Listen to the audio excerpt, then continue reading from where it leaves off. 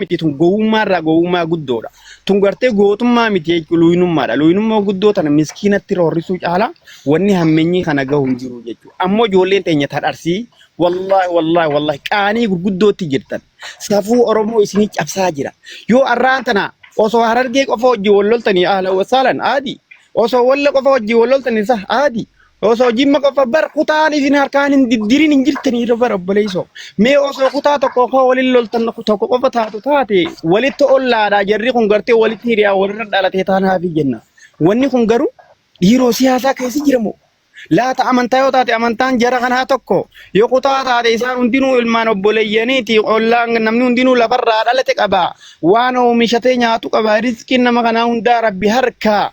Maalumaaf wal dhibanii laata maalumaaf nama kanarraa bu'anii haayyaabbatanii wanni jiru hedduu gaarii namatti ta'a. Yeroon akkanti yaadu ijoolleen akkatti gartee ijoollee ilmaan musliimaa lafarraa fixuu karoora guddaatti qaban kuni ilmaan qaallicha gaafattii dhumee sana natti fakkaata jechuudha. Qaallicha gaafattii Oromoo guutuu gurgurattee keessan Oromoo natti hin fakkaatan dhugaan himaa miti.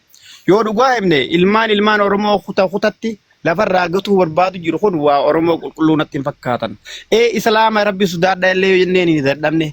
Abooyaa Oromoo taatanii safuu Oromummaa sanitti amanaa uummata kanarraa yaa'ee dhaabaa miskiina karaa deemu hin fixinaa jennee dadhabne. Mee kutaa hundee umaraan marree kanaan nama didan kanaas.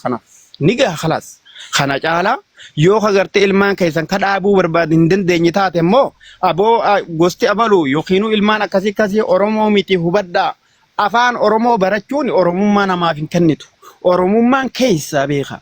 Nama meeqan tamin jira afaan Oromoo hin beekne inni Oromoo lafee qulqulluu hammeenya saba kanaa hin jaallanne miidhaa saba kanaa hin jaallanne hedduu jira jechuudha. Saniifuu yoo uummanni kun Oromoo ta'uu baatanii isinii wal beeka Oromoo guutuu gadi bahaa beeksisaa uummata kana keenyaa miti jaa kara kana wal saaxilaadha. Miskiina karaa deemuu tumsaadha ijoolleen teenya tan arsiidhaa jechuudha. Gandummaa osoo hin ta'in dhugaadhaaf isin dubbanna. Sodaaf osoo hin ta'in gootummaan isinit dubbanna wal dura dhaabbannee walit dubbanna ammas namni tokkollee namni rizqii harka walii kutu abbaan fedhe hin jiru. Rizqiin nama hundaatu Rabbi harka. Gootummaa nama abbaan fedhe gootummaan hin qabaju namni nama karaa deemuudhaaf luyna jaama. Gootummaa yoo duraan qabaattillee gowwaa taate luyna taate jechuudha. Saniifuu gadigaloo bara hundaa yaa'ee teessan dubbachuun qaaniidha. Dhugaa Rabbi firraa laalaa jiru. Mara kannee wallahi.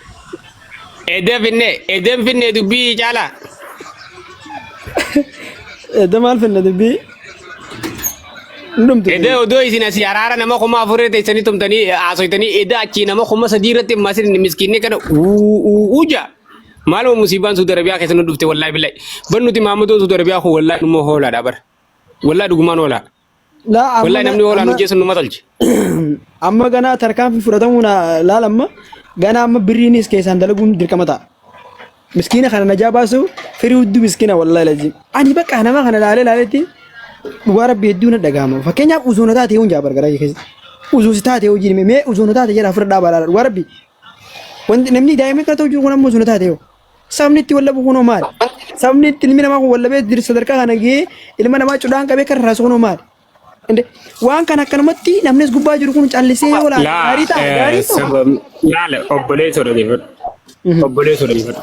Dhageeffadhu caalaa dhageeffadhu. Waan kana fide ani beektaa gandummaadha.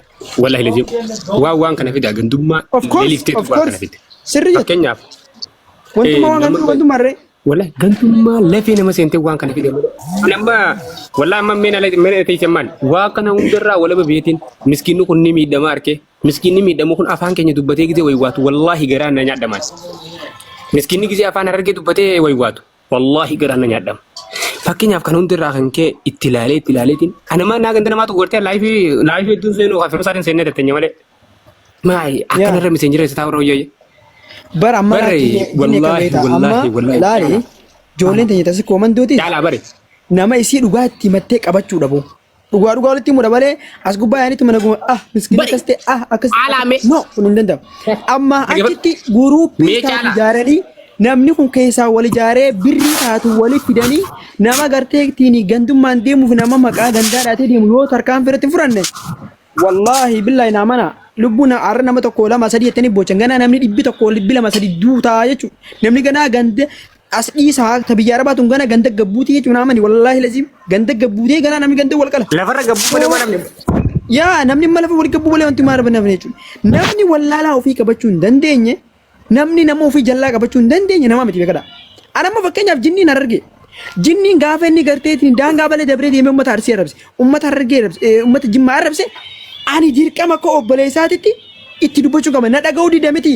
Kallattii danda'amuun akka nama isaatitti akka nama garteetiin biyya isaatitti kallattii danda'amuun nama inni dhagahuun nama maal godhuun deemnee dhoorkuu danda'uu qabna jechuudha. Yoo kun hin taane immoo miskiinni arboo shiriinsaa mukni goggogaan hunduma deemaa jechuudha. Miskiinni uja haati garaan dhale immoo ni boochi jechuudha. Haati dhaltee ni boochi ilmaan buufti.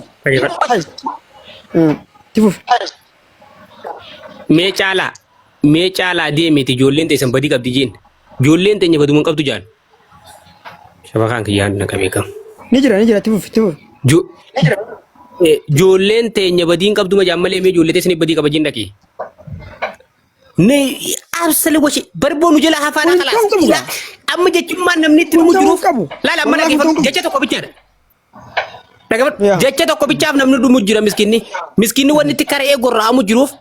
Ak boo wallahi caalaa sila mee caalaa fiidoo tokko sitti ergamee dalaali boo bar caalaa ilmi namaa bar nama akka keetii jiraadha ablee sikkina irra kaa'ee morma kana kakakaka godhee irraa kutee caalaa coraa sila laba mee haati dhaltee ogisee kana haati dhaltee mee kam taate rabbii sinuu masiraadha wallahi billahi waan itti nama dhagaa caalaa amma dhageeffadhu bar yoo dhuguma rabbii san dubbanne mee isin badii qabdan jiin nuti badiin qabnu nu jalaa hafaadha ala jechimma walloos Harargees jimmaas fitu jiru. Jecha tokko bicha arsii maayikiin gennaan kalaas sintu kan ibar.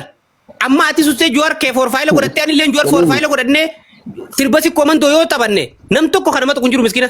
Wallolleen sirba si koomantoo taphachuu qabdi. Harargeelleen jimmaalleen namni tokko mee haa tokko muuna laala. Gandi namaa tokko illee ni rabsamu. Amma fakkeenyaaf laal fakkeenya yoo fudhatte ijoollummaa teenya taa Harargee keessa laali. Muciyyoo teenya amma leensaa gabaabtuu ni beektaami. Taa lixaa tanaa fi mucaa fincilaa san laalime jalee yaani goota. Nama barnoota ati laal barnoota tokko dhabdee caalaa dhageeffadhu mana barumsaa kutaa takkaa miti zeeroo duwwaa kilaasii san gartee toggaa afur baratanii kutaa takka dabran san yoon baratin ati kalaas arsuma kiingi jettee fiidoo dalaydee